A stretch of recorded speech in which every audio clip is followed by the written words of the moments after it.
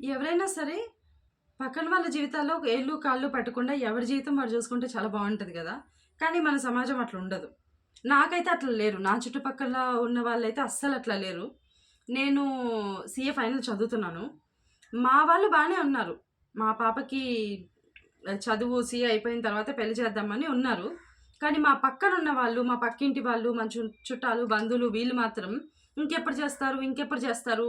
అని బాగా ఎక్కువ సతాయిస్తున్నారు మా వాళ్ళని.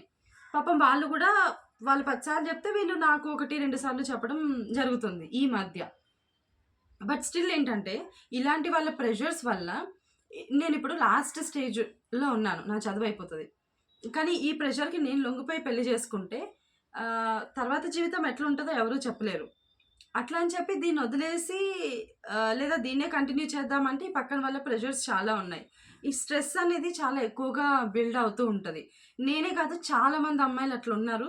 వాళ్ళ పేరెంట్స్ కోసమో, ఈ మంచి సంబంధాలొచ్చాయని జెప్పి, ఇది పోతే మళ్ళీ రాదు అని జెప్పి పెళ్లి జేసేసి, ఆ అమ్మాయి జీవితాన్ని ఎక్కడికక్కడ హ్మ్. అంటే ఎంతో బాగా చదివొచ్చేసి ఉంటారు కొంతవరకు. కానీ ఆ లాస్ట్ ఒకటుంటది కదా! లాస్ట్ ఇదొక్కటయిపోతే చాలు ఇంక పిల్ల సెటిల్ అయిపోతది అని అనుకునే టైంలో ఆ పెళ్లి చేసి పంపించేస్తారు.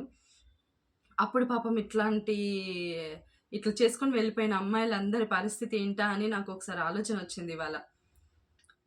కానీ వాళ్ళందరికీ స్ట్రాంగ్‌గా వాళ్ళన్నిటిని స్ట్రాంగ్‌గా నిలబడి ఇంకా అచీవ్ చేసిన వాళ్ళు కూడా ఉన్నారు. వాళ్ళందరికీ నా సెల్యూట్ అసలు. నాకా ప్రెషర్‌ని నేను ఫీల్ అవుతున్నానిప్పుడు. అలాంటి అమ్మాయిలు లేకుండా ఉండుంటే అసలు ఇన్‌స్పిరేషన్‌గా కూడా చెప్పుకోవడానికి ఎవరు ఉండరు కదా!